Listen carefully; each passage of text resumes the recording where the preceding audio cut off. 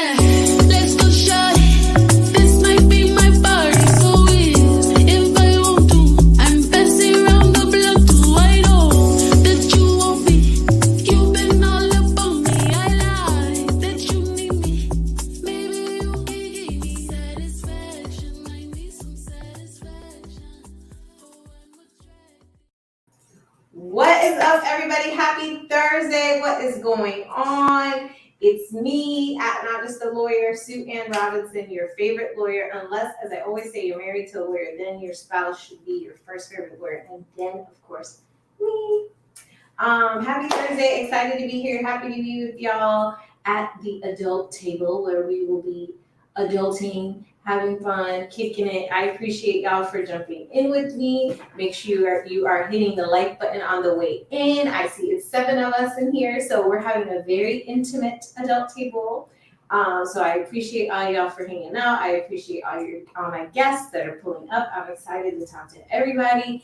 It has been an insane week for Black people, and so we got a lot to unpack tonight. We got a lot to talk about tonight. We got a lot to get into tonight. I have been advised by a DM that apparently I'm supposed to be giving out, the adult table needs to give out dating advice.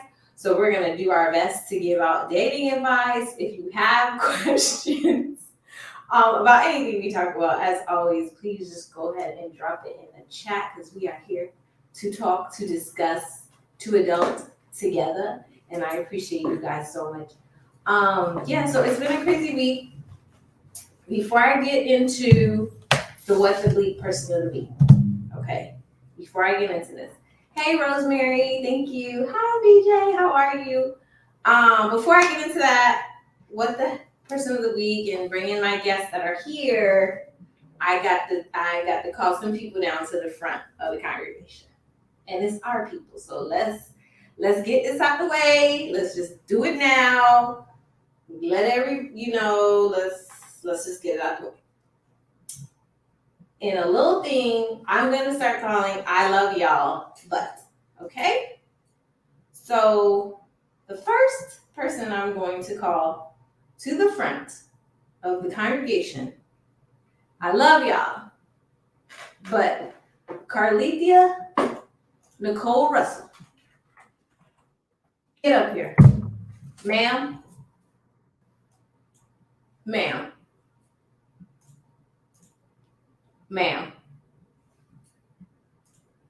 Really? You left your wig, which really was what told us something was wrong. Your watch, your phone. Come, girl. Now, no, we're going to have some accountability. We're not going to do this, okay? Obviously, I know your mom is going off on you. I know she is. So we're not going to join the chorus of going off, but we're going to say, ma'am, okay? Listen, Black and brown victims of crimes already have enough obstacles and problems. Okay, Carlethia? We do not need additional self-caused obstacles and problems, okay? So I understand and I get it. I'm 40. This is my 40th evolution around the sun. So my days of, which I never had actually, but the days of busting windows out cars and going crazy and, having issues in relationships and stuff, that those days are long gone for me. But I understand it, okay? However, you cannot do it this way. This is not how we're going to handle it moving forward, okay? Moving forward, we're going to have a group of friends. We're going to talk to our group of friends. Our friend group is going to be like, girl, no. And then we're going to leave it right there, because you represent 0.001% of Black and brown victims of crimes, kidnapping victims, human trafficking victims, where it happens to not be true, okay? So the vast majority of victims of these types of crimes, kidnapping victims, human trafficking victims, are not only just still missing, but it's accurate information. So it causes a problem. We are working hard to get equal and accurate coverage in the media for these cases. So Carlithia, you're not helping, okay? So that's all we're gonna say. We're at the adult table, so we have to have some accountability. We're gonna do better, okay? Second, gotta come to the congregation. Gotta come to the front, Travis King. I don't know exactly where he's at, y'all. I don't know if you've heard about this story. Travis King is in the military. He was stationed in South Korea. He's been going through a lot. He was accused of assault and battery on base. He was apparently put in detention for a certain amount of time on base. And the other day, he goes on a civilian tour. So he's not on duty. He goes on a civilian tour of the border of North Korea. No soldier has been to North Korea since 1982. He goes to the North Korean border on a civilian tour and runs across the border into North Korea and is taken. We don't know where he is right now. We have no idea where he is, what's going on. Apparently, they saw him get swept up by the North Korean authorities, and he hasn't been heard from since. What, Travis? No, this is not it. Why are you in North Korea? What's going on? What are y'all doing? This is not how we're going to handle things. If you're dealing with something with your superiors, your advisors, or whatever, we're going to call an attorney. We're going to get representation. We're going to call our friend group. We're going to do what we have to do. Okay? But we're not going to just run over the North Korean border and peace out. Okay? We got to do better. So, Carlithia, Travis, it's on y'all. I'm going to need y'all. It's not on y'all because it's really on us to, come around y'all and just nurture y'all so you can make better decisions, okay? That's what we're going to do. That's what part of the adult table is for, is to encourage people to be productive adults and make better decisions. So that's all I'm going to say. I love both of y'all, but you got to do better, okay? You got to do better. And Carlithia's stuff is not going to make me stop believing Black women, stop posting when Black women are missing at all. It makes me have to do it more probably because now there's an issue with, the media now has a credibility issue. But everybody's seen First 48, so we know that with these types of crimes, you have to be on it within the first 48 hours. You can't sit around and wait to see what happens. If somebody's missing, you have to act quickly. And a lot of Black women that go missing, no one reports, their families are not permitted to even report them missing. And then they obviously don't get the same media coverage, etc., which we've talked about before on here. So that's not going to change. I would have done the same thing. So I appreciate everybody who looked out, who posted, because she did get found. Okay, she did get found. But we're gonna do better. We're gonna get it together. That's all. I just wanted to call them to the congregation, get it out the way, because we have a whole night of show we have to get through. Hold on, because I gotta bring in one of my guests, like physically bring him in. So I'll be right back.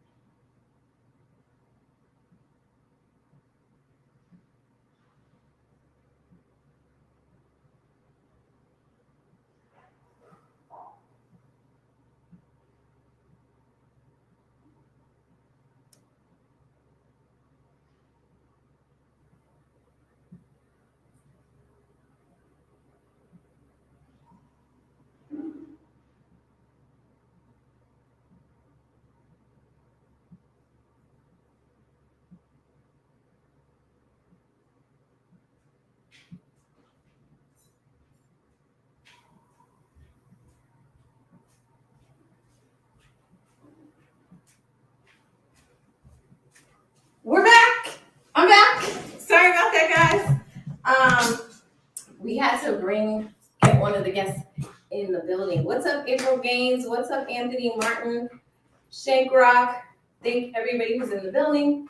What's up, Tanya? What is going on? So we have called the two people that we needed to call to the front of the congregation. I'm gonna bring in my first guest, which I'm super excited about. I'm always excited about my guests because, I just feel like everybody that comes to the adult table, first of all, obviously is an adult. We wouldn't have non-adults here because that would defeat the purpose. But I have very special people that I like to share with you guys. So I'm excited. My first guest is Amari Mitchell, a real gentleman, the last of a dying breed, but he's bringing it back. He's the founder of the Amari Mitchell Fashion House, a Renaissance man. He is kin to the late actor Sidney Poitier, so you know that his gentlemanness is ancestral. It's in his DNA. It's who he is, and he's a loving dad and my friend. So welcome him to the show with some lights. Thank you, Amari Mitchell in the building, the last of a dying breed, the gentleman. Thank you, Ann. Thank you. Good to see you, Sue. Good to see you Good too. to see you. You look nice, of course. I try. I try. You always are lovely as well. Thank look well. you. You look good. I mean, I'm not dressed up today, but I will tell everybody that's on, Amari designed one of my most iconic looks and suits. It's a Getty image. It's in a Getty image of me talking about, it wasn't a Black Film Festival, but we were talking about the docuseries Wrong Man, and I wore my suit, and so,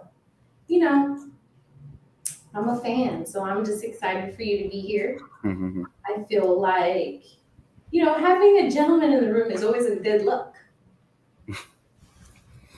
You're too kind. How is it for you being a gentleman in this cold world where it's not so gentlemanly? I think it would be unfair to speak of myself, and you've done a really good job speaking of me, and I love you for that. Okay. I do. Okay. Well, I appreciate you being here tonight. I'm gonna have our next guest, Eric Adams, come in because I'll do it this way. It'll be more fun. It'll be more fun. Eric Adams, entrepreneur and scholar, future lawyer, current senior paralegal. He will make a difference once he gets his bar card because he's just that dude. And I'm just excited to have him here. We met, I think I was speaking at a Florida Bar Conference. Yeah, it was the Florida Bar Conference, the AOC conference in Daytona Beach. Yes, in Daytona. Oh, you know what? I have a present from Daytona. Hold on. Oh yeah. I hate to be getting up and getting off camera, but might as well show it because, we're talking about it. Here it is. This is supposed to be me, you guys.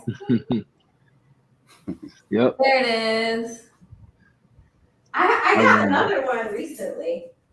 I don't know. I've been getting art of myself. This is another one. Pretty cool. So it is an honor and a privilege to have you here, as a future lawyer. I don't like future lawyers, to be honest with you. I prefer to say lawyer in training because my mentor in the law and one of my professors, H.T. Smith, said that we were lawyers in residence, that we needed to feel like we were ready attorneys, lawyers.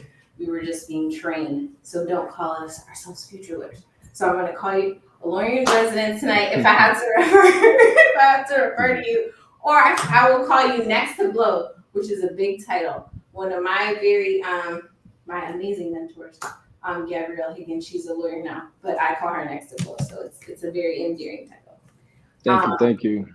So I appreciate you, Eric. I appreciate you, Amari. And I don't know what I did, right in a former life. It must have been amazing to have a very special guest Miami Tip in the building, entrepreneur, artist, film producer, dope ass chick, a Miami adult entertainment legend, a mom, an author. I'm super hyped for her to be here because, listen, okay, it's always vibes. It's always vibes. Always. And she's a mother. Mhm. Hi. I didn't know What? that. What is going on, Miss Mamas? So, Ann, how are you? Thanks for having me again. No, thank you. You listen, you are welcome at the adult table anytime. You know, in all your list of accomplishments, you know how I think you are just an amazing mom, and I'm always like taking tips, like, okay, let me make sure I, handle my business so my kids can reach 18, and then I too can do what I want, but still worry about my kids every second. Right. Thank you. I loved your introduction. That was great. You could tell how a person thinks of you by the way they introduce you. Oh, okay. Well, Woman of that's man. why you're in the building. So you are in the building. So I know you guys heard I had to call Carlithia by her full name to the front of the congregation because we did a lot this week. And then Travis King just runs to North Korea. So out of love, I'm gonna talk about the what the hell person of the week, because neither of those are the what the hell person of the week. They are just people that I'm saying to them, I love you, but I'm gonna need you to do better. All right, what the hell person of the week? The first one is Charlie Kirk. One thing I do not stand for, if you know me, is Michelle Obama slander. I don't stand for that. Okay, I don't like that. I stand Michelle Obama like I stand all three of y'all. Okay, if you come on my page, Michelle Obama slander. You in your life with Michelle Obama slander. I don't rock with you. It's a team no. Don't come around me with the energy. You're not at the adult table, because how can you not love and respect Michelle Obama? Okay, like right. Okay. That's crazy. Exactly. Charlie Kirk comes on here and starts saying, oh, when affirmative action was abolished by the Supreme Court, who would have expected Michelle Obama to step forward and talk about how she was a person who benefited from that? And that she was one of the people who stole a white person's slot because she didn't have the brain processing power to succeed on her own. You really have to wonder. In fact, Oh, we're gonna play it? Yeah. We can play it. If we would have said 3 weeks ago, Blake, if we would have said that Joy Reid and Michelle Obama and Sheila Jackson Lee and Ketanji Brown Jackson were affirmative action picks, we would have been called the racist. But now they're coming out and they're saying it for us. They're coming out and they're saying, I'm only here because of affirmative action. Yeah, we know. You do not have the brain processing power to otherwise be taken really seriously. A mess. Okay, so obviously the point of Michelle Obama and Joanne Reid and Sheila Jackson's comments were that they were saying they were chosen to attend Harvard through affirmative action. And then obviously they had to be prepared and had to carry the load and had to get through going to Harvard and graduate and do what they needed to do on their merits. But that affirmative action gave them an opportunity to go to the school, got people to see them and recruit Black women to go to the school. But the point is lost on him, and it's not, he is a stupid guy, because apparently he said that white privilege is a lie, and he has urged Texans, like in his commentary, to deport Haitians. So he's not giving intelligence and so he's the what the fuck person of the week. I mean, it's not a lot I can say. I don't know, Eric. Do you have anything to say about Charlie Kirk in his comments. I kind of messed it up by saying I'm a Michelle Obama stan, but if you're not, that's okay. I don't want to be like in your business if you don't like her. Man, I think everyone should be a Michelle Obama stan. Right. She's excellence, not just Black excellence, but excellence in general. And what he's saying, it just doesn't make any sense to try to down talk someone who carries herself with such grace and is so intellectual. It just doesn't make sense to think. It's baseless, everything that he's saying. So that's my feelings towards it. Keep her name out your mouth. Stay out of Black woman business. Keep her name out your mouth. Amari, anything for him besides the fact that his tie is too fat? My perspective on that situation is, I think in the United States, there's nothing too right or too wrong that a Black person can do. There's always a level of disadvantage. And unfortunately, our First Lady, Michelle Obama, she's classy, she's a lovely lady, and there's nothing she can do right. I think they play on that target of trying to find fault with her. And upon finding fault with her, they're looking for a response back. And I think once you respond, it validates the ignorance. So I would just say ignore it. You know, as you say, aim high when they shoot low. And I would continue to do that, because just playing into the negativity it perpetuates it more. So I would just ignore it. Mm-hmm. So Michelle Obama's at the adult table, obviously. She doesn't need to get into it.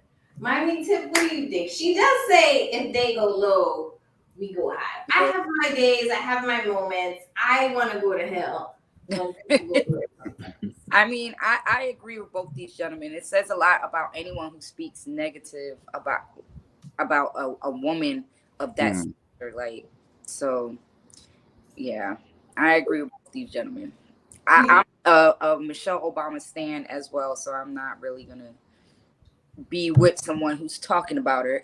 Like, that's crazy. Yeah, it's like, sir, what are you really talking about? Right. We're having like a really serious May Day in Florida right now. Our governor crazy. He doing all kinds of stuff. He running for president. He is banning everything but guns. You can't talk about Black history. You can't say gay at school. You can't actually learn you can't learn history. Any history that would offend a white child is actually history. Lessons that would offend a white child cannot be taught in school. So now he went ahead and took it a step further and approved a curriculum that is going to teach students that Black people benefited from slavery. Because during slavery, the enslaved people were taught skills that they could apply for their personal benefit. I'm not making this up. I mean, like, this is the new standards for Florida. Like, it just got approved. They're going to now teach kids that this is what it is. That, you know what, slavery wasn't that bad, and they benefited from it. I think that the issue is, or what he's trying to create as an issue, he's saying that when white students have to sit down and learn that their ancestors were criminals, human traffickers, and thieves, which is just facts.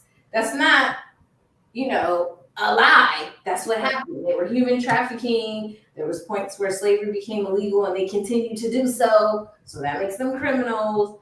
That's just what it is. So he's saying because this information makes the white students feel bad, that it should not be discussed.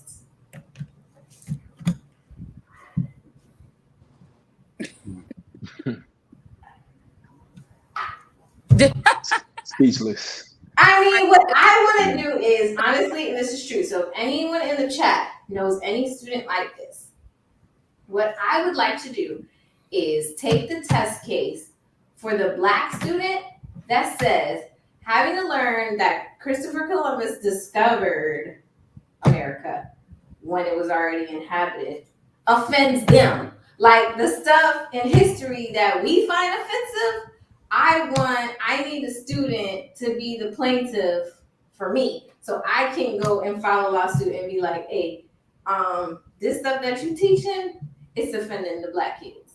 They're upset. So y'all can't teach this either. And then we can all just sit and look at each other. Cause what is going on, Eric? What is this? Did you vote in the midterms? Did you help the Satan become governor? Oh, definitely not. Definitely did not help him. I do not support him at all, especially with policies like this. It just doesn't make sense to me to try to paint slavery in a positive light in any way. It's just terrible. It's like almost glorifying abuse. Like when someone gets raped, you don't say, well, she enjoyed it. When your boss makes an abusive move at work, you don't say, well, you benefited at work for it because you got a promotion, this, that, or the third. You can't justify a negative action with something positive when the entire relationship was based on abuse. It just doesn't make sense to me. Okay, so Miami Tip, remember when Kanye was saying, I don't remember exactly what he was saying, but he was saying something like slavery wasn't real, or like people didn't try to. Slavery was a choice. Slavery was a choice. That was it. I mean, Said that. A choice for who? Well, I mean, I'm not shocked. You could have chose death instead. Man, so, but I didn't hear that. oh, he said that slavery was a choice. I don't know. I just feel like, why are people even taking the time to go back and create weird narratives at this point? Like we here, we're trying to move forward. I don't know. But he just doesn't want that. Like everything about him is racist and against like the leveling up of Black people. So I'm really not shocked at someone, he just wants to take rights from everyone. Women, the abortion thing where it's like the 6-week ban. And that's absurd to me. I'm totally against that. But I do blame people like myself. I'm going to put myself out there who do not vote. It's so bad. And you know what? I really need to, especially being the mother of a Black son, and living in Florida with a governor like this. I am to blame, and people like me are to blame, because everything I read about this man drives me crazy. Are you gonna go? Do I need to pull up and take you to go? You know what? I need to come to you for real, seriously. And this is something I've been thinking heavily about. So I do take blame in this. I do. What do you think we can do? Should we pull up to somewhere and be like, hey, y'all need to vote too? Like what That's gonna get people to vote? Because that definitely needs to happen, especially in our culture, because a lot of people really don't know how serious this is. And I've been blinded for a while. I'm just now seeing how serious it is. So there's a whole group of people out there that we really need to do something to get people to vote. And I definitely want to start that. Okay, we gonna get you registered to vote. I need. This week, we doing it. They said he wants to integrate FAMU and FSU together. He has a lot. He has a lot going on. He has a lot going on. He has a whole. I want to vote now. He has a whole anti-woke agenda. He's a mess. I call him the Satan. And I'm glad he's running for president in case, he's running for president. But I heard he hasn't raised enough money that he won't make it. So that's a good. Yes, he is losing support, which is great because we don't need that type of energy in the presidency. It's a little bit too much. Yeah, he's too extreme, way too extreme. Yes, he is. He's catering to his base, and I have 2 points to make about that. Okay, sure. He's running for president. I personally feel as if it's a political tactic. Absolutely. I truly feel he does not truly believe in the things he's saying. So he's catering to his base to get those votes. Mm-hmm. My other point about DeSantis, he's one of the few politicians, I'm not left or right, but he's one of the few politicians, when he says something, he carries it out for the most percentage. My problem with it now, he's being very polarizing because he's running. So he's saying a lot of things that he knows the Floridians who's going to be voting for him is going to increase his base support. So to me, it's a clown show. It definitely is. Mm-hmm. Well, we got to get Miami tip voting. We finna go down to the places wherever she says, hey, this is where, the cool kids at, the ones that don't vote though. So we're gonna make them cooler. We're gonna go up there, we're gonna be in the street. Yes. You got me? Because it's Mm-hmm. you gotta vouch for me. You gotta be like, she cool. Yes. You gotta teach me also to twerk. Because there was a meme this week saying that twerk. I haven't twerked in so long, I think I forgot. I need help. Okay, I need to be able to blend in so I can get these voter registration. Right. Okay, so whatever I need to learn, you gotta teach me. So I'm hyped up for that. I have been told that my Sarah is here. I'm very excited. I want to bring her in. I see the palaces in the building.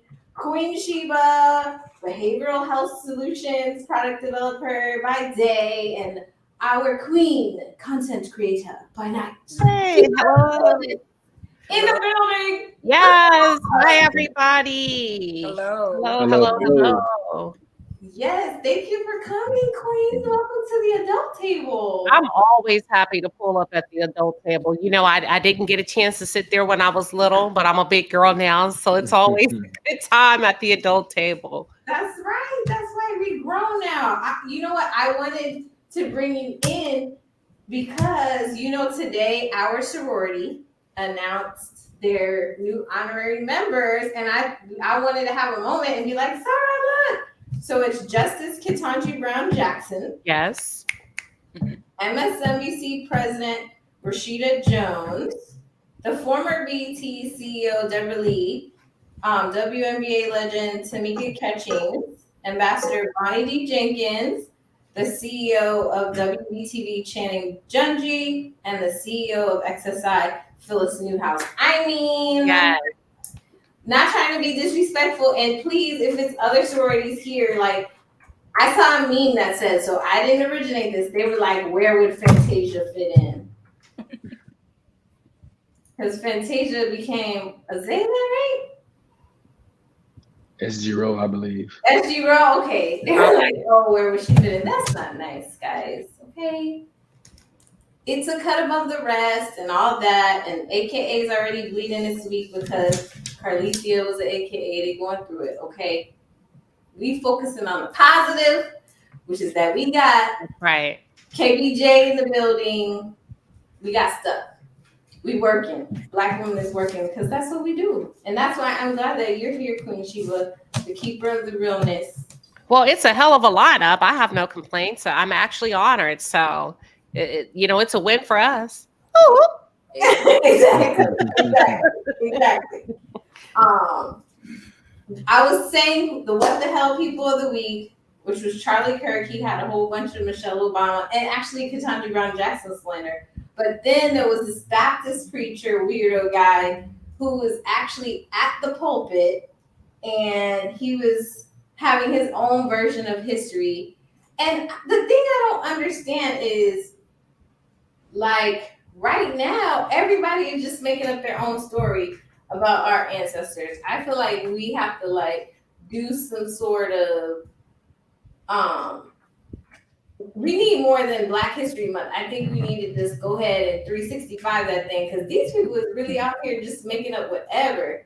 Let's see if we can play this because I was like, Against slavery. Did they? No.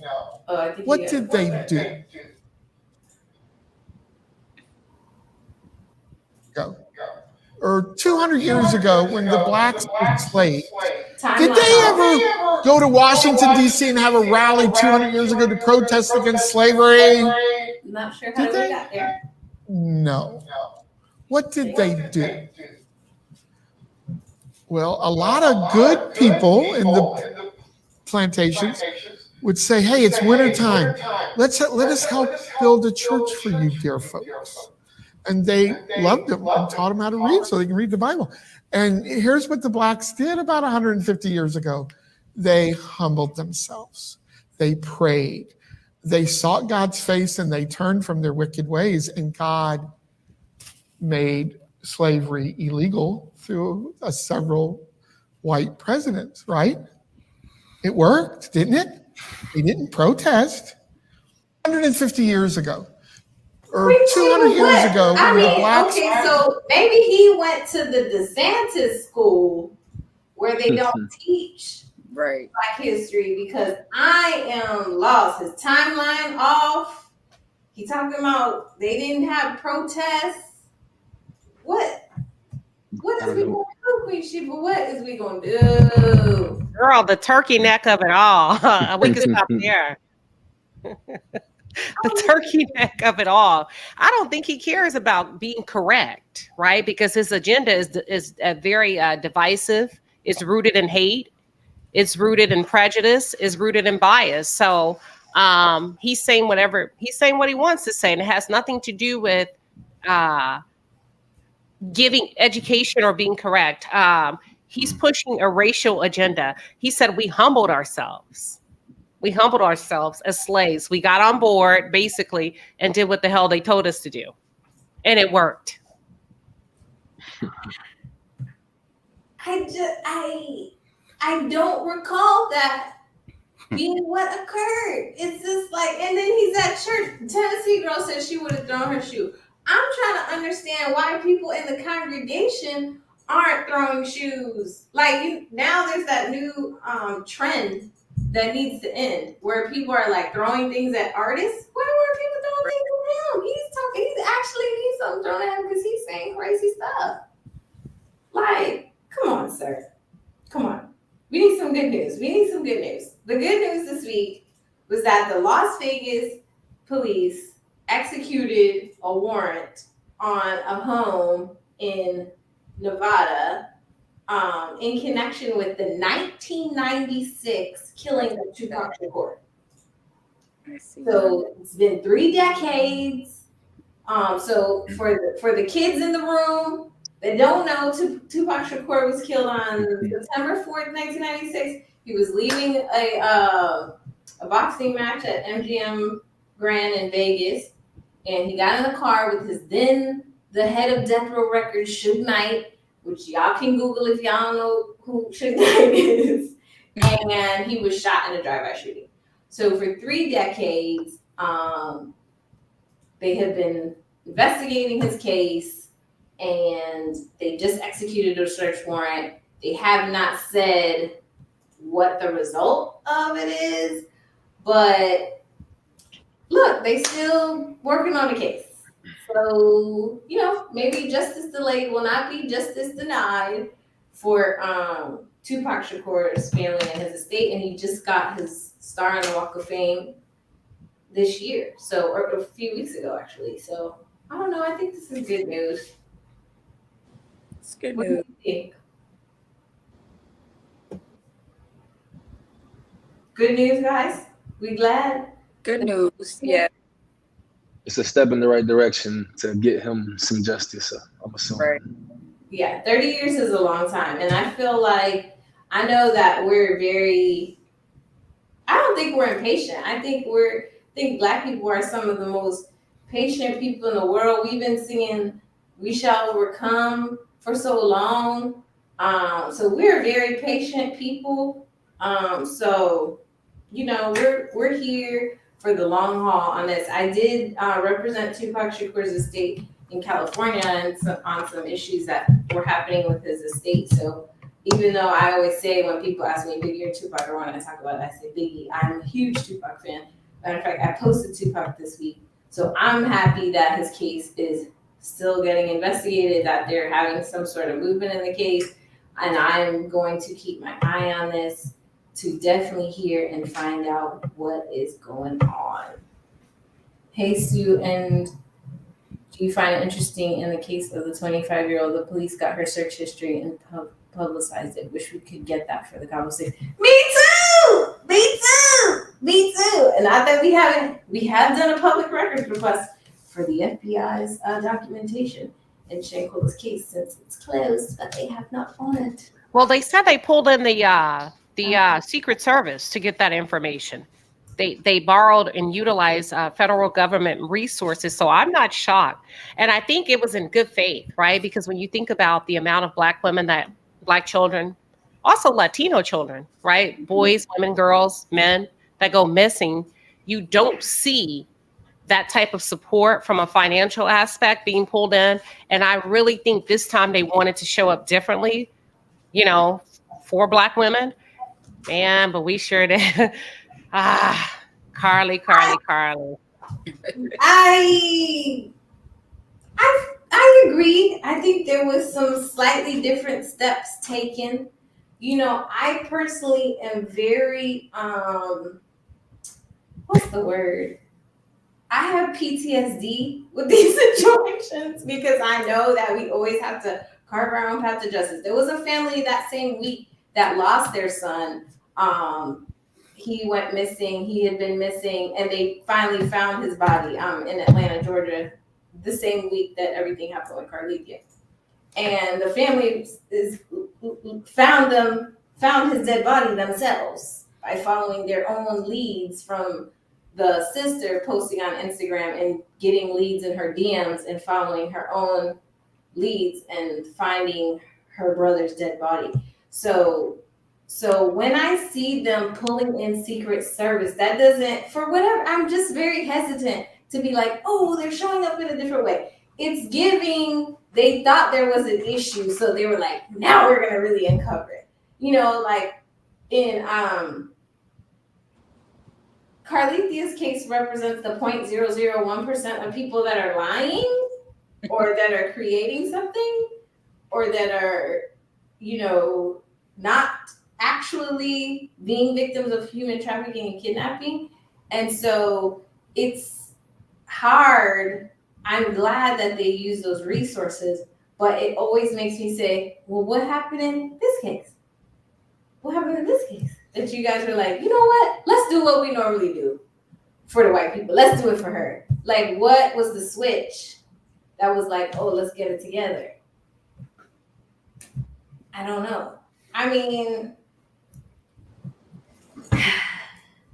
we had Carlithia at the front of the congregation earlier, but if anybody wants to say anything about it, feel free, because I don't have any more words. I'm not gonna stop believing in Black women, and I wouldn't change anything that I did personally. Like, people have DM'd me like, "Oh, are you gonna take her picture off of your Instagram?" I'm like, no, she was really missing.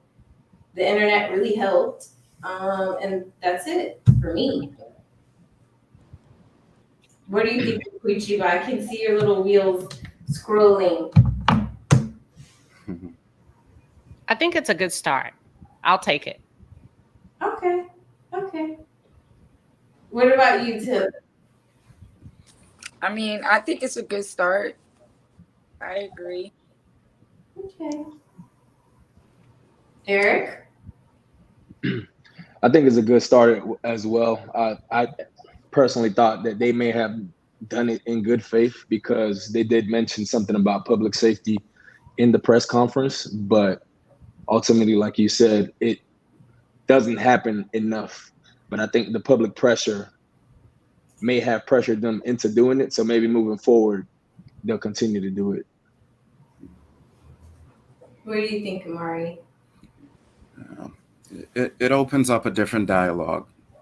I think when attention comes to these type of cases, it creates a foundation for change, whether it's legal change, social change, but the conversation has to be had. So it does open the door. It does. Kim Mae Noreen said the forces was for the white baby, not for Carly. She said she was missing a kid, that the kid was missing. So she's saying maybe they were doing that because they thought a kid was missing, not necessarily for her, which is possible. It's possible. Shout out to Shank Rock with the super chat. Thank you. Keep up the good work, man. Thank you, sir. You keep up the good work too. Shank Rock has covered Shankula's case. He's an amazing YouTuber. He does a lot of dope stuff. He has come to all the press conferences for Shankula, so I super appreciate him because he's someone in the YouTube world that is giving factual information about the case, not spreading misinformation. There's a lot of people who spread false information about the case, spend all day long sometimes talking about the family, and they don't even know the family, saying bad things about the family, just spreading misinformation. It's very hurtful. I have phone calls at least once a week from, where we just talk about people who are spreading misinformation and lies. So I appreciate Shank Rock so much for being one of those people that are spreading accurate information, that are continuously trying to assist the case, push the work forward. So I appreciate him and his awesome wife. So thanks for being here and thanks for the continued support. Okay, so JT from the City Girls is making good trouble this summer. I know they're supposed to be acting bad and everything, but they're making good trouble this summer because she started this initiative called the No Bars Reform Initiative for incarcerated women. What do you guys think about that? Act bad. JT acting bad. I don't know, because she was just fighting at an award show 2 weeks ago. So sis, you gonna have to either we reformed or we're not. But we're not gonna put our hands on these men and curse them out and make a big scene and then go over here and push reform. Okay. I mean, it's a good start. People are heading in the right direction, but she is not there yet. I mean, okay, this was my take on the thing. She is younger, and whatever happened with her man, it's spilled out in public. Everybody's not as well trained as Beyonce to keep it under wraps, when the cameras and everything are around. So, she had a situation. But are we giving Jocelyn the same grace? You see what I'm saying? Well, the Jocelyn is, and I've said this, she's actually being, in my opinion, and Miami Tip, when she comes back, can say more. But I think she's actually being taken advantage of, because when she has her negative outbursts, I feel like people are benefiting and profiting from her having her violent outbursts and stuff. Like Jocelyn is being exploited almost in a way. And on the other hand, people are like, well, she's getting paid. But it's like, I don't think, and I could be completely wrong, that 10 years from now, she's going to look back and be like, you know what, I'm really glad that I had all those outbursts and, was on Zeus Network doing all this crazy stuff. I don't think so. I could be wrong. But I just feel like when I see it, it makes me cringe, like what's happening. It doesn't make me like laugh and be like, oh my gosh. It makes me be like, ooh, is she okay? Like, is there anybody in the setting that's actually looking out or protecting her in any way? What do you think, Miami Tip? We were talking about, I know you stepped out, but we were talking about JT having an initiative, and then Queen Chiba brought up Jocelyn saying, like, do we give her enough grace? I mean, I kind of feel like there's a difference in the two. Jocelyn it's a sad case. Like the last situation she had where she's like fighting a security guard and then she's fighting the police. And from personally knowing her, that was definitely a drug outburst. And, I looked at the video and I really was sad. The first thing I thought about was her daughter.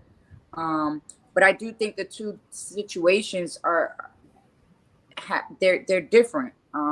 Like you said, you don't think that Jocelyn would look back in 10 years and be like, oh, I'm happy for this or whatever. For JT's situation, that's something that, she could work on within herself, or her and her boyfriend in their relationship, and they could move on. this situation with Jocelyn is like way deeper than that. Yeah, I talk about her having a violent outburst, but you're bringing up a good point because it's absolutely like it seems like she has a chemical dependency issue. Right. So After saying that, she quit and she wasn't doing it anymore, that definitely wasn't a sober person. Eric, did you see her Jocelyn's outburst? No, I have not. And fuck the police officer and all that stuff. I am not familiar with the Jocelyn situation at all. I have not caught that part, unfortunately. It was crazy. But Lucky. as far as the JT thing, I think is a great idea. I think any program that helps former incarcerated people get back on their feet, it's a good idea, no matter who it's coming from or what their history is. A lot of these people end up back in prison because they don't have these resources such as jobs, housing, and they feel like that's all that they have to do. So I think it's a great idea. Amari, what do you think about JT spending her Act Bad summer making Well, I truly don't know JT, but I would say this. In regards to her reform. City girls! Come on, Amari, come on! I'm sorry. But I would say this. I would say this fairly. With the reform, it comes down to the question of, could a person lead while they're flawed? Because with our leaders, we always look for them to be clean and pristine. The reality is, as humans, we're flawed. But still, can we do good? Can we be great people while flawed? So I would give her a thumbs up. I would say, go ahead. Sometimes while you're helping people, you're healing yourself. So I would support her and say, well, hey, while you're healing, help. And that helps. Okay. And I want to put out a disclaimer.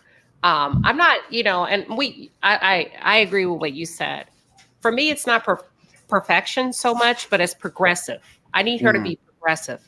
I don't need to see you on TV igniting a behavior that could land you back in jail when this is your second chance to do right? Which tells me there's still some opportunity there.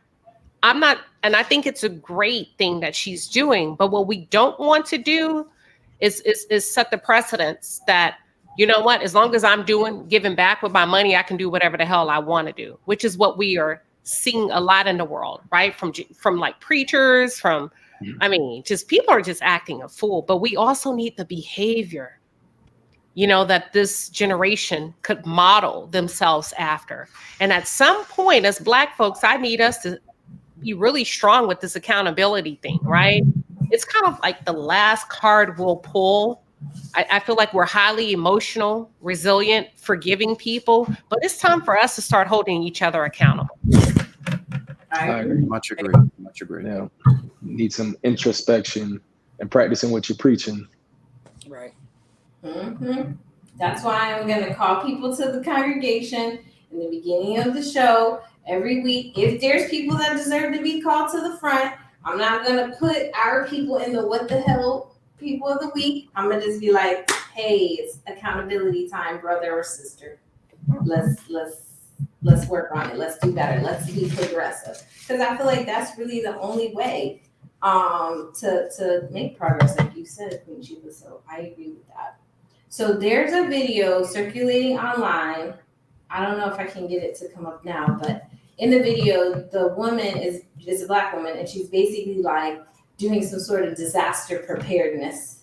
And she's saying like, these are all the things that Black people need to start gathering. And she's doing it very like covertly, like she isn't saying in her caption or in the video exactly what she's saying we need to prepare for, but she's like showing all these canned goods, and she's saying we should have 2 can openers in case one of them breaks, and like she's basically saying that we need to be prepared for something. Have you guys seen any of these like disaster preparedness like theorists, like people saying that we as Black people need to be specifically prepared for something. And for some reason, all the videos I've seen, there's always a bunch of toilet paper. I don't know. I mean, I'm not saying I would love to have toilet paper in the event of a disaster. Like that would be great, but that would not be the first thing on my list to make sure I had. But there's always toilet paper. It's like canned goods, toilet paper. I'm from Florida. I live in South Florida. I'm from Miami. Like I was here for Hurricane Andrew. So we're kind of used to always having certain items around during hurricane season, but I think there's some sort of like movement where we're supposedly supposed to be preparing for some type of apocalypse or something. Are you guys aware? Because I don't want to not be prepared. So that's really why I'm asking. Yeah, I haven't heard of no apocalypse. I haven't got that notification. Okay, I just want to make sure that I'm not missing things. Let me see if I can find the video because I was like, "Girl, what?" She's like, "Make sure you have your canned goods, and make sure you have that toilet paper because something about that toilet paper. Got to make sure you have it. You see it, Andre? Oh, yeah, it's here. I'll get it for you." But I don't know. How would you prepare, Eric, for some sort of apocalyptic type? What would you take with you? What would you be packing in your little go bag? That's a tough question because I have way too much stuff. I don't need. Definitely got to take. I guess the non-perishables always the go-to. Okay, which Non-perishables. ones though? Because that's gonna tell us a lot. I guess some tuna. You know, people love tuna. Okay. Tuna doesn't go bad for a long time. We get some tuna. That means you real. Get my water jug. You know, my phone. You know, you need your phone. Try to stay in communication. My charger. Maybe not the laptop. Maybe that'll be too heavy. I don't know. So you're not taking no guns? You're not taking no tools? Like I'm definitely taking guns too. That's definitely happening. It's definitely happening. Yeah. You got to be prepared for that too. You got to be prepared to defend yourself, protect others. You know, you never know. So guns, ammunition, everything from that. What else do you need? I guess if you have somebody that's sick with you, you take all of that with you as well. So. Okay. But can you really prepare for apocalypse? I don't know. Like what what can you take with you? Will you get a notification on the news like, hey, the apocalypse is starting in 24 hours? But that's the thing. The videos are saying y'all need to have this stuff at all times. Omari, what would you be taking? What's in the go bag? What can fit? That's a good question. I'm a man of faith, so for me, it's meditation and prayer. Okay. Food is an automatic. Wipes, maybe a cologne, my favorite cologne. Okay. A cologne. He's like, I'm supposed to live during the apocalypse. So I would say wipes, cologne. Okay. Water, of course. Water, okay. And I think that would be it. I can survive off of water. We gotta just figure it out. I would. He said, I would. The apocalypse is not stopping him from smelling good. I respect it. I respect it. That's a gentleman right there. He's like, oh. Aromatherapy is real. What would you take, Tim? I'm gonna say at the end what I'm gonna say. I mean, well, I need my phone, so I will have to have batteries, my phone charger, because they have this thing where you take a pen, the springs that are inside the pens, and you put it on the battery. You can charge your phone, and I've tried it during a hurricane. So I would take those, the pens, the batteries, a phone charger, like the cord for the phone charger, water.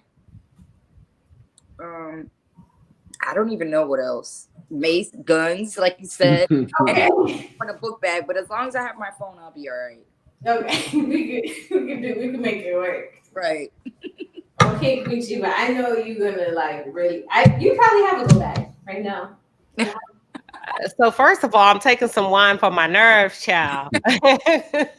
We gotta have some wine out in the woods, right? Yes, just in case I run into Amari and figured out which way you're going. Oh, over there, and I can barter and exchange with wine. So you got to take something. I would freeze all of my water. So I would freeze all of my water bottles to keep my food cold and still have water as the water begins to thaw out. So it can work two ways for me. I would boil all of my eggs so we could have boiled eggs. So now we got protein, we got tuna fish, we got crackers. Oh, come on, y'all. Okay, what else we need? So we need some type of peppermint oil for bug repellent because they don't like peppermint oil. I mean, they don't like that. So we got that for bugs. And then I got to take my dog food and my dog bowls because I got 3 dogs. Okay, you have 3, so you need and a Bible, just in case we got to have church. See, Omari did say that. He said that was his first thing. He was like, meditation and prayer. Where's my jelly beans? Oh my God. The jelly beans are missing. This is crazy. Okay, so I have a jelly bean addiction. Just gonna come clean with you guys. If you ever been to my office, you know that I have a jelly bean addiction. So I would definitely be taking jelly beans. And then probably water, handgun, maybe some blankets, in case I want to lay down somewhere with the kiddos. Honestly, to be completely transparent, I have a 12-year-old. She has a 130 IQ, and she also is a huge fan of Marie Kondo, the lady that organizes and stuff like that. So she keeps me organized. She's really the boss of the house. And so I should be asking her because she would be telling me, oh, we need this, da, da, da, da. But I definitely feel like, obviously, if you're in the house, then you need to stock up on like water. We have like our regular hurricane supplies. So I would definitely keep that stuff. But like you said, things to barter with, that's a good point, because what if we can't use money? I don't know if we'll be able to use our phones. We might have to try to find what I've always tried to do since I lost the landline that was in my home before I moved to this new place, because now they force you to have voice over IP. Is that your landline or a generator? It's a solar radio that I ordered on Amazon. Everybody should get one. So if we could not use cell phone power, we could still tune into the radio and the broadcasting. Like I Am Legend. Okay. About $12. That's what it sounds I'm gonna have to listen, because if the phone towers are down, we still need to be able to communicate. My younger daughter is a Girl Scout. She knows how to do like little fires and stuff. I was very reluctant to do the camping outside, but I did do it. I did learn something. So if we would survive. We would survive. We wouldn't be messed up. But I don't know. I'm gonna, keep my hurricane supplies around. I don't know if we necessarily need to be ready for an apocalypse just yet. I haven't heard anything. There was that flash flood recently in my area, actually, that basically has still rendered me displaced from my house, still working on the house and stuff like that. So it's like you always have to kind of have your paperwork and stuff too. That's still going to be important, I'm sure. They're going to ask you for your papers. So you got to be able to keep your papers in like a fire safe, waterproof bag thing. I do have that in my house. I'm trying to think what else. I think that's it. But yeah, I think that solar radio, that's a good idea. Very good idea. And it has a flashlight on it. I don't know how to open it, but my husband does. So I don't know how to work it, but I'm sure I would figure it out. You're like, baby, this. Right? Yes. It's a really good deal. I think everybody should get one on Amazon. It's about $12. Get like 2 or 3, just in case you get separated, right? See? And then I saw people in the comments were saying that to get walkie-talkies and stuff. So I'm with it. Like, just be prepared, because you never know, especially if you're in South Florida with hurricane season and all this crazy weather that we're having everywhere, actually, like the heat waves and all that stuff. Just be prepared. Stay ready so you don't have to get ready. Before we go into dating advice, which the reason why now the adult table specifically has to give dating advice, because I was inundated with DMs of people saying that in addition to all the awesome information that we share at the adult table and discuss, that people want dating advice, like specifically. I mean, I do obviously have dated, have been married. I don't know that my advice is great, but I can share my experience, and I know everybody at the adult table obviously can share their experience. So I will do my best. The one last Black story that I wanted to share before we go into it was that the brand new president of Harvard is first generation Haitian American, Dr. Claudine Gray. So claps up to her. They did a story about her, and they were saying how she attended Harvard as a grad student, that she came with her futon, her computer, and her frying pan to fry her plantains, which, because she's Haitian American, we know that it's actually, I'm not Haitian American, but I'm Haitian by association, that it was bun peze, it wasn't plantains, but the person who did straight in know the difference. But anyways, okay, let's get into it. So first, there was what is it? One of those live versions of a podcast, and there was a discussion. I will let you guys listen to the discussion, and then we'll talk about it. So here it is. Can we hear it? Oh, okay.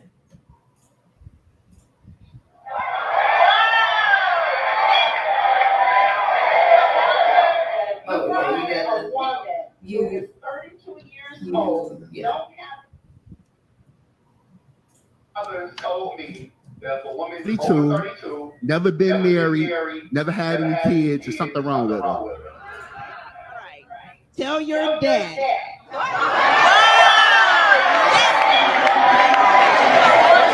If you find a woman who is 32 years old, don't have any kids, never been married, tell your daddy that she's educated and that she's planning to make financial decisions so she can afford the children that she has and send them to college instead of having them standing at the L stop. She can drive a Lexus to work. Tell your daddy that the woman is a boss. My father has told me okay, that so if a woman's over 32, I guess our never kind been of married, discussion never had any thing kids. is, I can say from my own experience, I've had obviously different points before being married, dating after being divorced, whatever, where I've had people be like, oh, you've educated yourself out of a husband, you're so educated that makes it difficult, that's going to make it harder. I have personally never dated anyone who was intimidated or upset about me being educated. I know in this particular thing they're talking about, is there something with Black women if you're over a certain age and you've never been married and you don't have kids? And I think that is a narrative that's only really pushed on Black women to a certain extent. The need in our culture to basically tell Black women that they have to be chosen in order to that's one of the check marks for success. I don't agree with that. I don't think that's right. I do think that, naturally as humans, we do want to be in a partnership. People are seeking partnership, but some people don't want to be married. So I don't think anything's wrong with a woman that's age that's not married. And there's nothing wrong with men that are over a certain age that have never been married and don't have kids either. I think a lot of times people don't think about that, but obviously there's men that are over a certain age, never been married, don't have kids, and nobody says there's something wrong with you. What do you think, Queen Sheba?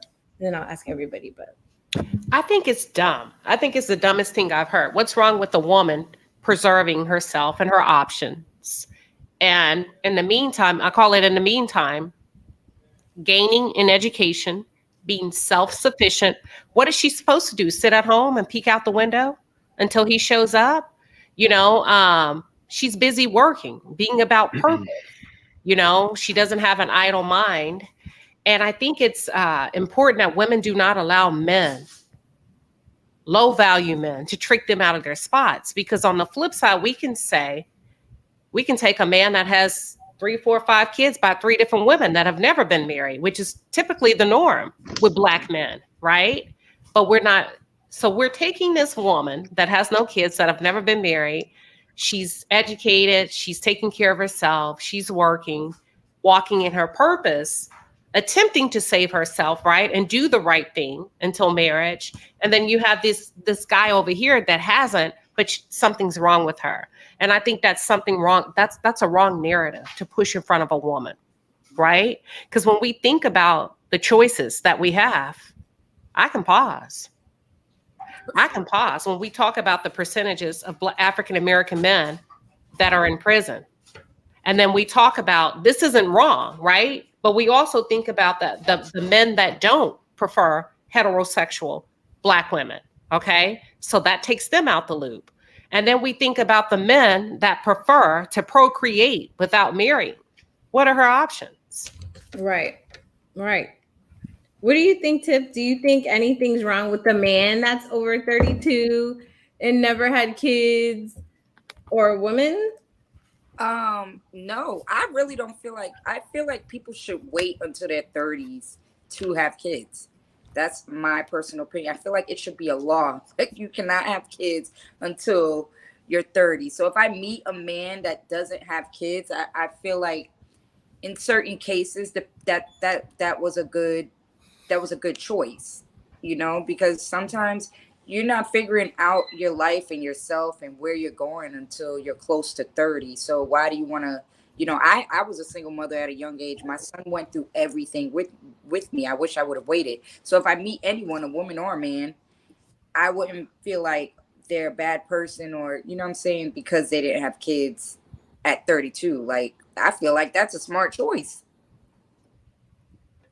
Okay, so you feel like it should be a rule: no kids until you're 30. No kids until you're 30. And then I get a lot of backlash because I say no kids until you're 30 and marriage until you're 50, because obviously for kids, right? But I just feel like marriage, I take it it's very like, that's under God, and a lot of people are not mature enough to really know that they have to understand each other and be with each other through thick and thin, through marriage, in a marriage. So it's kind of hard, but that doesn't mean you wait until you're 50 or you wait until you're 49 to find the person you're going to marry. Obviously, that'll be someone that you're building with. But I don't know. These are my opinions. I just don't think people should have kids until they're 30 and get married to their 50. Okay, well, Tanya said she's 51. She's never been married. She has a 26-year-old and she has not dated in 15 years, and she could care less. And if somebody finds her at her house, if it's the Amazon delivery man or, you know, Postmates or something like that, or somebody down to, you know, Whole Foods or Target bumps in and is like, you know what, then fine. But she's saying she's not out here looking. And she agrees with you that you shouldn't be married before 30. So when you say people, when you say people shouldn't be married, I don't agree, disagree. Do you mean Black people or just people in general? You talking to me?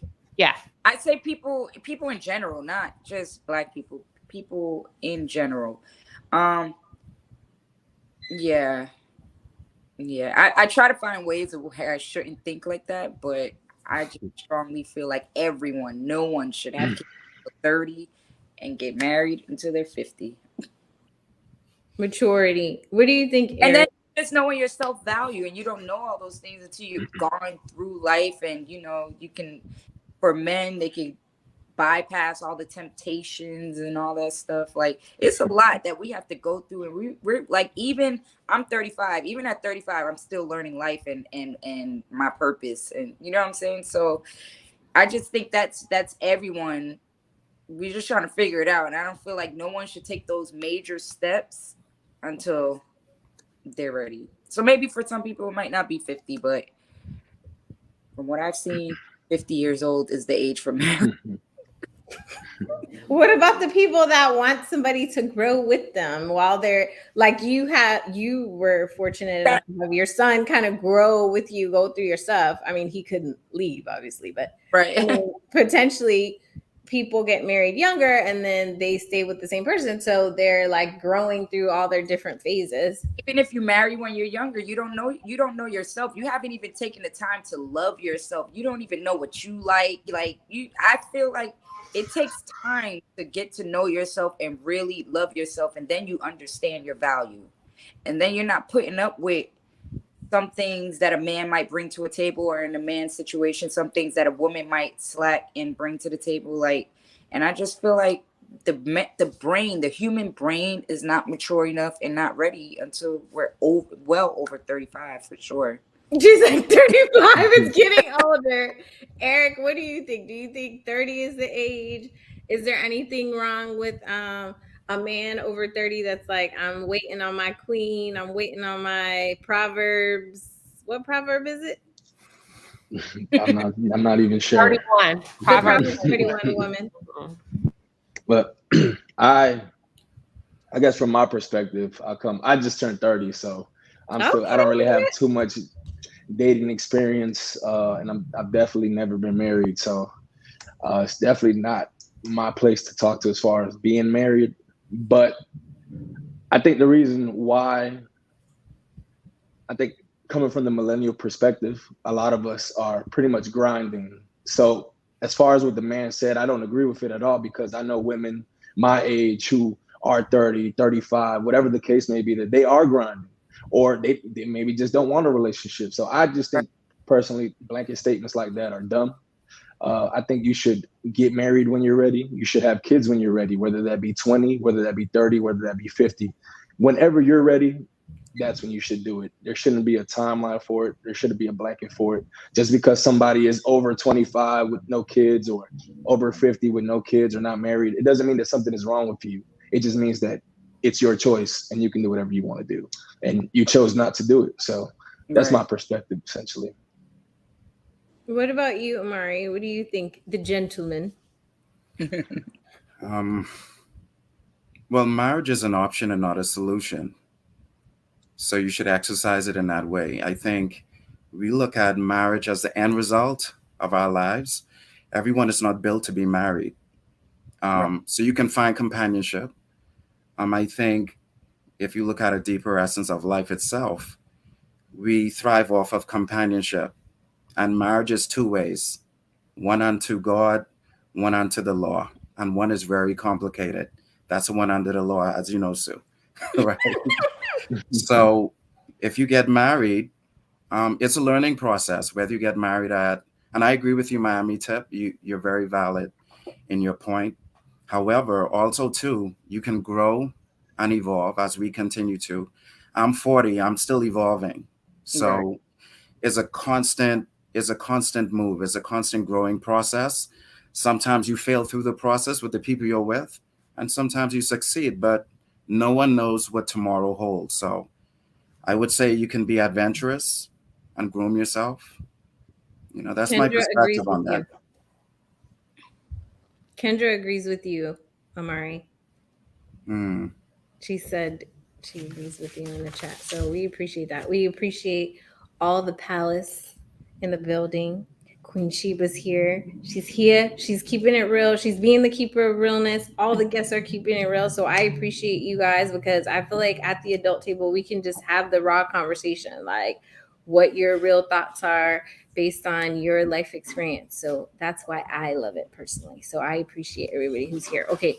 So this second clip, I'm trying to get it up. I'm trying to get myself up, but let's see if we can get it up. See, this is directly his dating advice. So let's see if we can get it to play.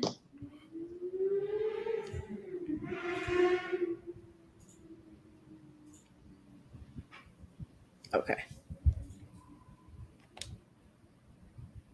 Let's see.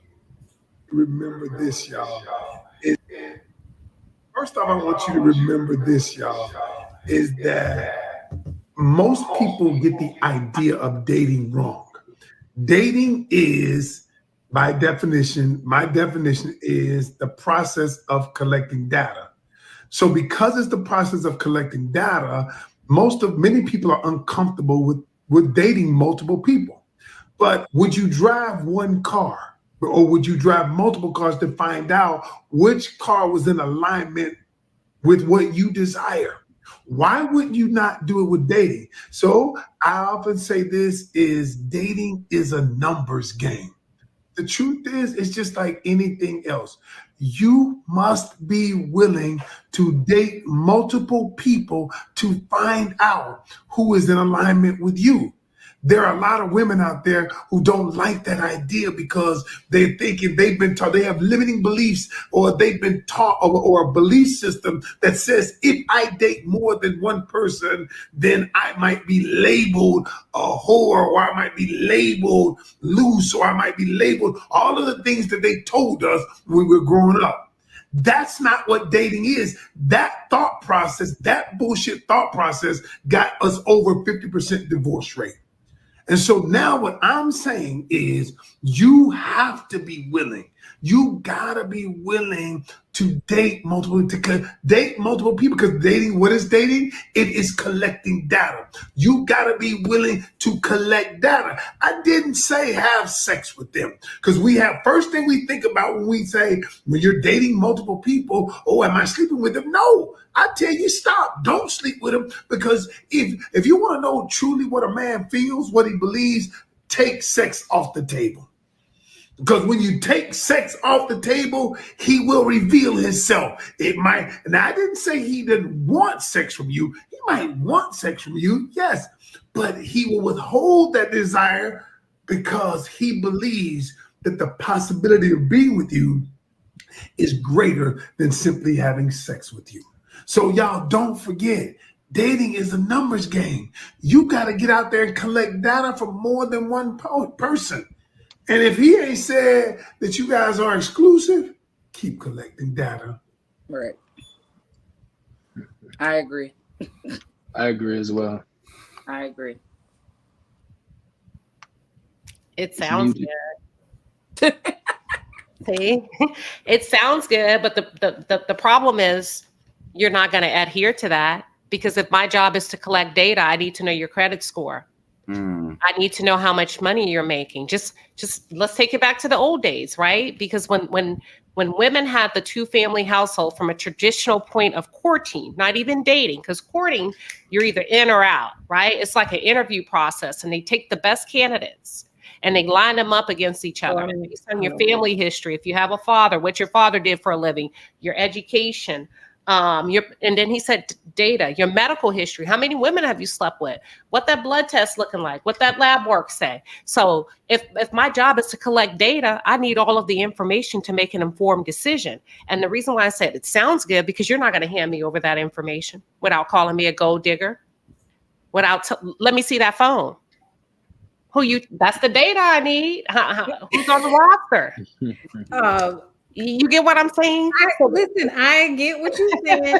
Winston in the chat, thank you for your super chat. He said, better to court someone in your circle instead of date. You get to see someone in their natural state and not their representative they send on a date. Okay. I mean, see, I have my own opinion about the circle dating situation because I feel like that can get a little bit messy, especially if you don't have open communication and other people are data collecting and physically collecting data in the same circle. We at the adult table, okay? Listen, you cannot be sleeping with your friends that they slept with too. That's a mess. That's gonna make it messy. Quentin, come on now. But I get what he's saying in terms of being able to see someone in those different settings. And I think that part kind of takes time. And I can say from my own experience, I definitely, feel I was raised as a wife. And so I definitely early in my dating was like, you haven't asked me to marry you yet? Like, then you must not be a very smart person. Next. Okay. So when I actually did get married, I probably knew my ex-husband for like 6 months. And then he asked me and then we got married.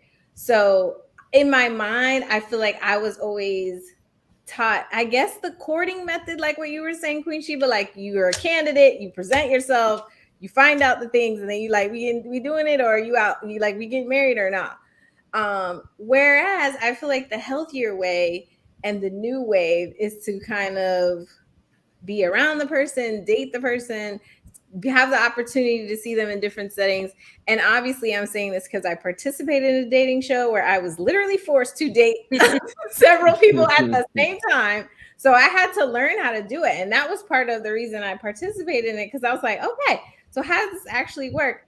And it was a good setting because nobody could be mad at me or mad at whoever, because we was all on the dating show dating multiple people. My concern with what he's saying about the dating multiple people thing is, what do you do if you out on a date with one of your other people? And it's not that you're sleeping with any of them, but then they see you on a date. Like, Eric, are you feeling weird if you go on a date with a girl, you guys are dating or talking, or I don't know, there's so many different stages now, but you guys haven't slept together, you're talking frequently, you're going out on dates, you're getting to know each other, and you go out somewhere, you're alone or whatever, you're getting dinner, and you see one of the girls that you're dating out with somebody else? Are you like, oh, what's up, girl? Okay, cool. Or in your mind, you're like, oh, okay, I see what we on. I mean, I probably won't go up to her if, you know, it was a situation like that. I think it all comes down to the communication. What exactly did we communicate? Like, why would I get mad if there was an understanding that we're both dating, we're not exclusive, we're not boyfriend, girlfriend? At that point, you're free to do whatever you want. Because if the shoe was on the other foot and you saw me out, I wouldn't want you to make a scene either, especially when we've communicated before that it was what it was. Not mad, but do you feel like, oh, she really is dating other people and now it's like in my face? Or like, are you still interested in her, or does that diminish your interest? I mean, if somebody else is trying to date her, then that means that somebody sees value in her. So I don't think it would diminish how I feel. If anything, it's a situation of may the best man win. And if I'm the best man for the job, then I'm gonna be the best man for the job at the end of the day. So if that's the best man for the job, then I'll be the best man for somebody else, if that's the case. So okay, so you welcome the competition. You're like, oh, okay, well, y'all can have your little date because, you know, I'm gonna take her to Bahamas next week. It's cool. It's all good. Yeah, that's all it boils down to. You can't, if you're communicating, it shouldn't be an issue at all. Okay. What about what do you think, Amari? Because since you're the gentleman, you know, are you seeing the girl out and being like, ooh, okay, well, I agree with my buddy over here. Communication is key, and especially as adults, you have an open dialogue, and there's a pre-contract, and you discuss that contract, and upon that contract, you move on. If you don't move on, you stay away. So if we're communicating, hold on now. We need to break this down for the people in the chat, because Aya the Storm is here, PM is here, Tanya here. Tanya is 51. Like, we need to really give them the advice. So the pre-contract, what's that? So there's a verbal contract. So when we're communicating, if we're dating, there's an open communication in regards to what the expectations are. Okay. If you're dating someone else and I'm dating, and we're just courting, right? So okay, my thing is, if we're on a date and you see your date and I see my date, it should be not a problem if we have that communication prior. But what if you're by yourself? That's what I'm saying. You're alone and that person's with their date. Well, I shouldn't be in my feelings about it. Really? I shouldn't. Because there would have been a discussion prior to for me to accept the fact that I may possibly lose you to someone else. So so how does the conversation go, Queen Sheba? Do you say, hey, I'm just using Amari as an example because I would never say this to Amari. I have a roster and you're number 2. I have a number 1. I have a number 3. Eric's my number 3. You know, my number 1 is not here. So I'm just letting you know, you at any time, 1, 2, or 3. He wouldn't even get none of my business. He wouldn't know anything. So you don't tell them. No, until he lets. So a man of purpose will tell you his intent on dating you. If a man doesn't give you his intent up front, you already know what time it is. A woman should never have to ask. And if he has not spoken his intent, then you should be going out with different men, right? Not sleeping with, or if you do, you're grown. But if it, let's just say he run into me at a restaurant, if he real play about it, he'll say, wrap it up. I'll see you at 10. Mm. Okay with me, baby. And then me, vice versa. If I saw him out, I said, go ahead and take her home. Go ahead and take her home, drop her off, and buy me, and come back up here and buy me a glass.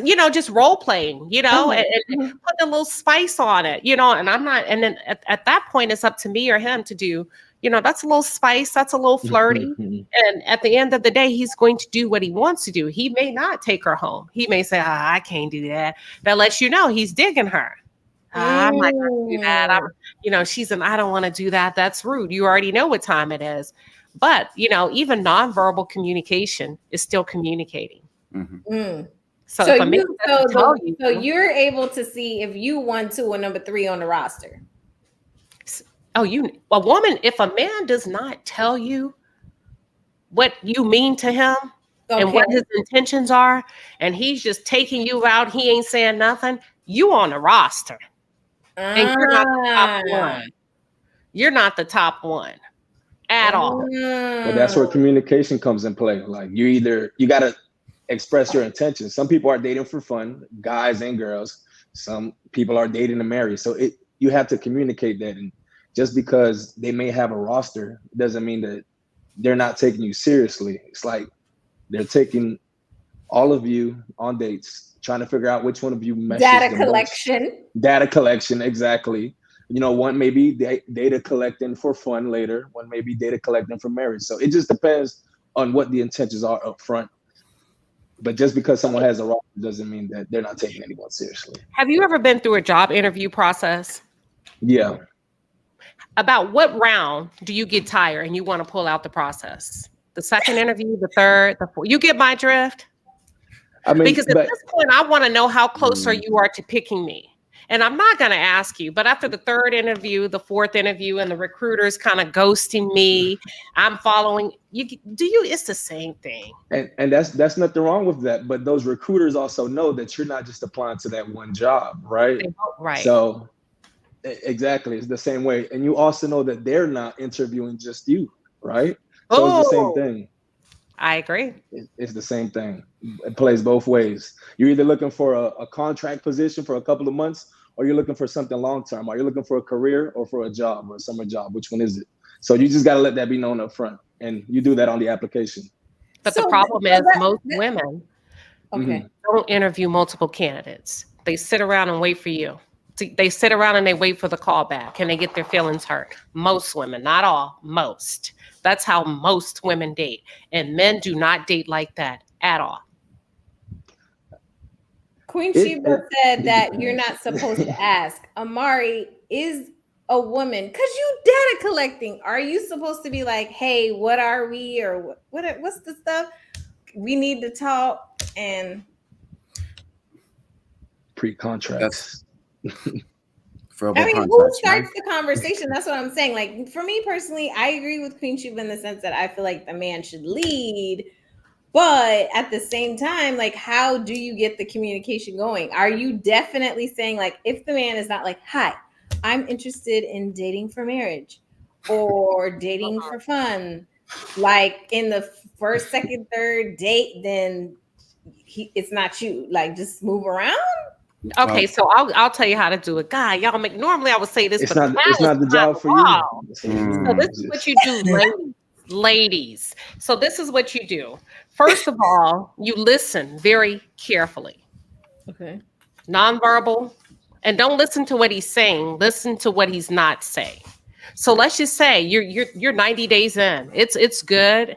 You're having a good time. 90 days. 90 days is just 3 months, right? Okay. You can find out a lot in 90 days. Okay. If you are listening, if you're observing, and not to what he's saying, but also my dogs are wrestling. Stop. To what he's not saying. So let's just say you make it to the 4th, 5th the fifth month mark, 6 months, he ain't saying nothing. And you say, well, how do you bring up that conversation? This is how you bring it up. You say to him in a good spirit, the mood has to be right. You're on your way to the date. You say to him, you know, I really enjoy you. I really have a great time with you. Y'all take a note. But I can't always promise that I'm just going to see you. But I like what we're doing now. But in case I go that route, I'll let you know. If I go that route, I'll let you know. If I decide to see other people, I'll let you know. That's how you initiate that. If you've been waiting 6 months, you shouldn't have to initiate it. But if you find yourself in a position, that's how you initiate it. And if he say, okay, cool, shit, me too, I'll let you know. You already, I mean, you know, or if he say, hold up, wait a minute. Because see, I didn't know that's how you felt because I'm only seeing you. And then you dig deeper and you have more of a deeper dialogue about communication. Why it's, I didn't know that. Well, you should have, boom, boom, boom. Okay. Amari, talk to me now. Because Queen Sheba introduced a whole bunch of stuff. She said she that did. 90 days. She did. You got to wait for the mood. When? So, I'm going to ask Sheba this. So, it's a dangerous game we're talking about. And the reason why I say it's a dangerous game, if you break it down to a physiological standpoint, the makeup of a man and a woman, that arena is predominantly a man's arena because the emotions of a woman comes into play. She might agree to the open dating, but is she going to stick with that contract? Let's go back to the contract again. Okay. Okay.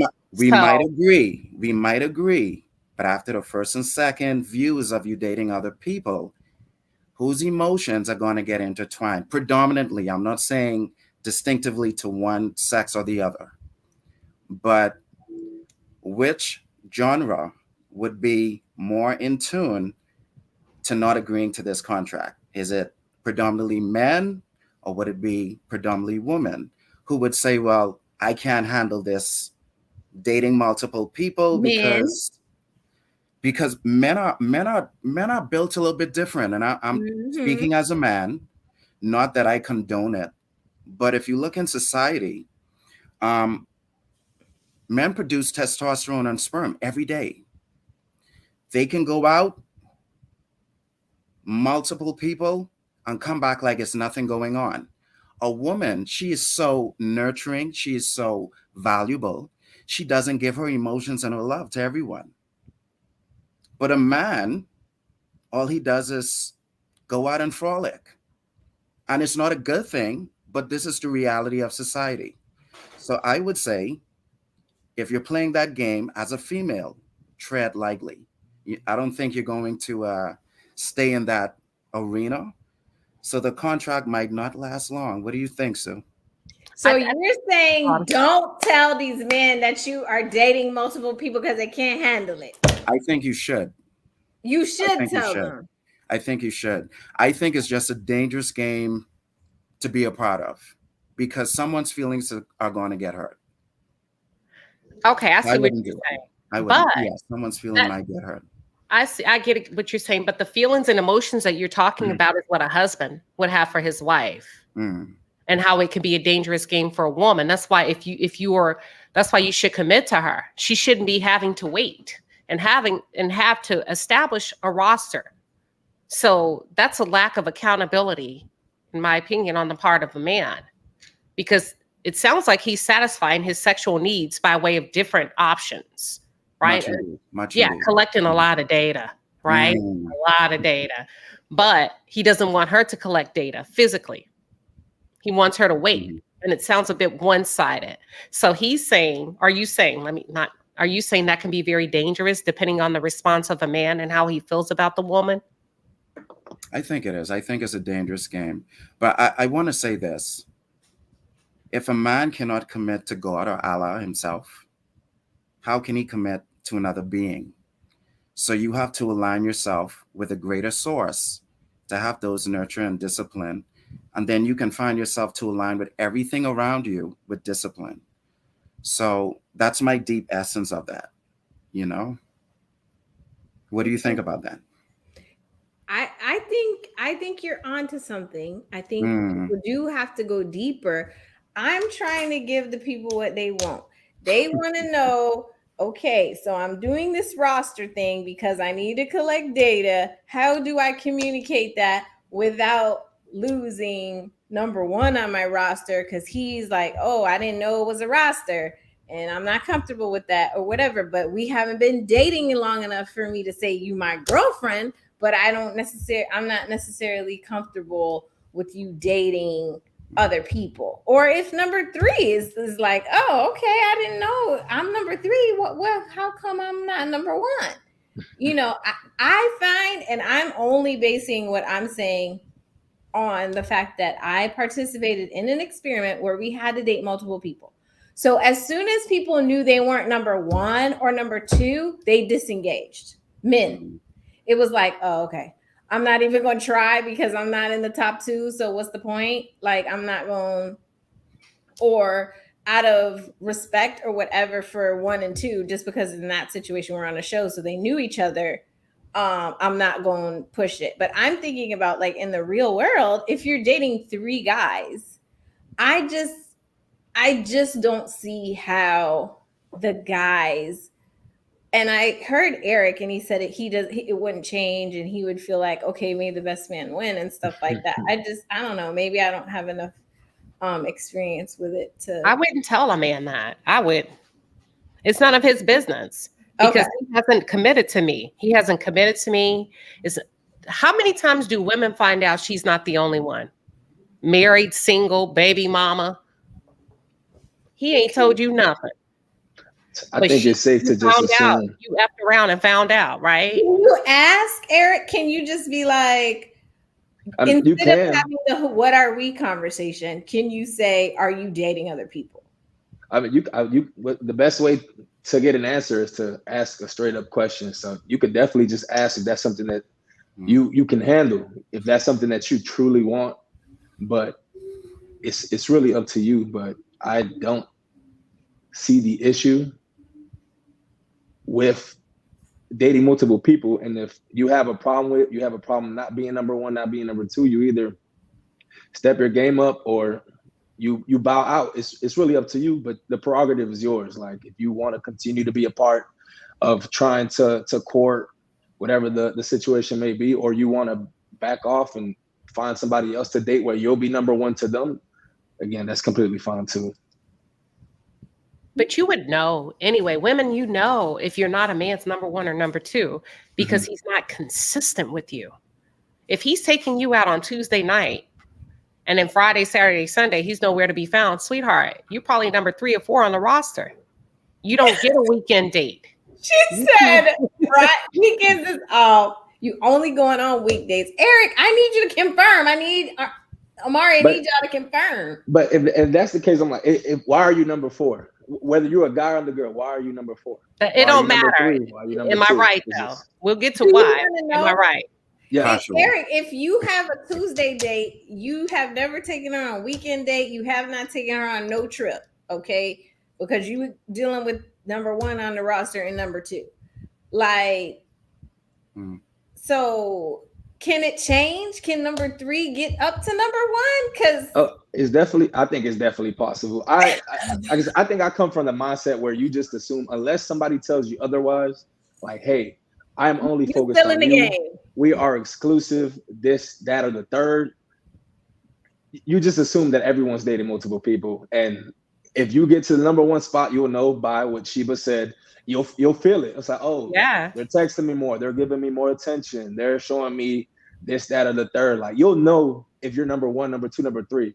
But it's safe to know that I think it's safe to assume that there's going to be a number 1, a number 2, a number 3, number 4 until there's only one. Until then, you won't know for sure, and you can't really have your feelings hurt.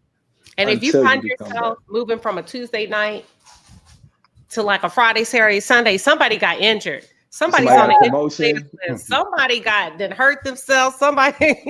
That can't be a promotion. Why you ain't get promoted to second from 3rd or 4th? She said somebody got injured. She said you just subbing in. That's crazy. Okay, Quentin said, that what is it? Let's be clear. Most men want sex during this process. Whoever is doing the most is number one. It goes back to the intentions. Well, I need the men in the support. It goes back to the intentions that were set in the pre-contract. If in the pre-contract it said that we're dating for fun, then that's what the men are dating for. But if in the pre-contract y'all communicated that y'all were looking for something more, something deeper, then at that point you'll know. But it all comes down to that pre-contract, like Amari said. He is not going to discriminate himself. I had a roster. When I met my husband, I had a roster. Don't play with me. See, I had a roster. You had a 1, 2, 3, and 4. I had one, and then two would call. I would call two like once a quarter. You know what I mean? I would move them up if I needed to, but I had one. And then my husband was kind of like a potential recruit, but I wasn't quite sure. He was kind of like in the friend zone. And then hold on, I'll make sure he's in the bed. Hold on, y'all. And so one day I told him, yeah, I'm gonna break up with number one, but he's not. He was like, really? But we were friends, and he's like, when are you gonna break up with him? I was like, in 6 months. He said, why would you waste 6 months of your time if you know it's not working out? We were friends, and boy, that was so empowering to me. And I broke up with that man the next day. Okay. He had a point. Why waste your time? If you know, you know. Okay. I like it. I love it. Well, I appreciate you guys so much. I appreciate everybody in the chat. We are hitting up to 11 o'clock Eastern Standard Time, and I could sit on here all night with you guys. I appreciate you all so much. Each of you, Amari, Eric, Queen Sheba, of course, the palace coming through, all the moderators in the chat, everybody doing their thing tonight. Super, super appreciate it. Miami Tip, who was here, who had to bow out. Wait, what did Mary Kelly say? Women need to make sure they choose themselves first. And hopefully when he's done counting, you're still interested. All right. All right. And listen, I'm just trying to incorporate the things that you all DM me and say, hey, we need some dating advice at the adult table. Because I feel like all our conversations come around to this at some point. So I respect it. I think it's good.